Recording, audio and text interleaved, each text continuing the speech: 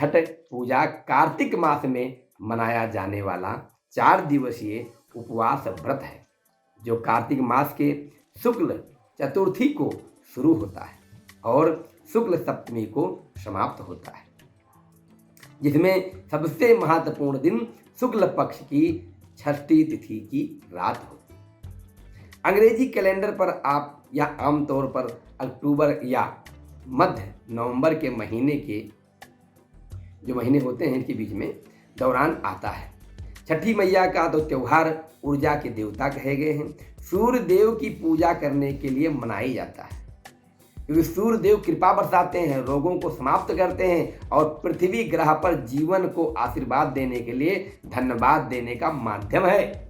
हर साल भक्त परिवार के सदस्यों और दोस्तों की सफलता, लोगों के कल्याण की कामना और खुशहाली के लिए उत्साहपूर्वक सूर्य की पूजा करते हैं। सनातन हिंदू धर्म में मान्यताओं के अनुसार पवित्र छठ पूजा करने से कुष्ठ रोग जैसी पुरानी बीमारियां भी ठीक हो जाती हैं। कार्तिक मास में कार्तिक शुक्ल पक्ष की षष्ठी तिथि को मनाई जाती है, जिसे खराग छठ कहा जाता है। क्या कहते हैं? खराग छठ कहा जाता है। इस बार छठ पूजा 17 नवंबर से शुरू हो रही है और इसका समापन 20 नवंबर को होगा। छठ में कौन सी सामग्री पूजा की लगती है, इस पर चर्चा करें। छठ में कौन कौन सी सामग्री आई, इस पर चर्चा करें। छठ पूजा के लिए कुछ खास सामग्रियां की जरूरत जरूर पड़ती है, जो इस उत्सव को पूर्ण बनाती है। यह हम छठ पूजा की सामग्री की एक सूची प्रस्तुत आपके सामने लिखकर बताना चाहते हैं, जो आपके जीवन में आए, बताकर के समझाना चाहते हैं। प्रसाद रखने के लिए बांस की 2 बड़ी टोकरियां ले लेना चाहिए। सूर्य को अर्घ देने के लिए बांस या पीतल से बने बर्तन ले लेना चाहिए। दूध और गंगा जल के अर्घ के लिए 1 गिलास, लोटा और थाली एक सेट ले लें। पानी वाला नारियल, 5 पत्तेदार गन्ने के तने, चावल, 12 दीपक या दिए रोशनी के लिए, है ना, इसलिए क्योंकि दिए जो होते हैं रोशनी देते हैं, और कुमकुम और अगरबत्ती, सिंदूर, 1 केले का पत्ता और साथ में केला, सेब, सिंघाड़ा, हल्दी, मूली और अदरक के पौधे और शकरकंद भी जरूरत है, और सुथनी जो रतालू प्रजाति की पाई जाती है, सुपारी, शहद और मिठाई, गुड़। छठी मैया को प्रसाद बनाने के लिए चीनी की जगह पर गुड़ का उपयोग किया जाता है।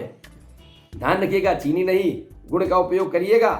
गेहूं और चावल का आटा, गंगा जल और दूध, ठेकुआ बनाया जाता है। माताएं बड़े प्रेम से बनाती हैं। छठ पूजा विधि, हम इस पर चर्चा करें कैसे करना है।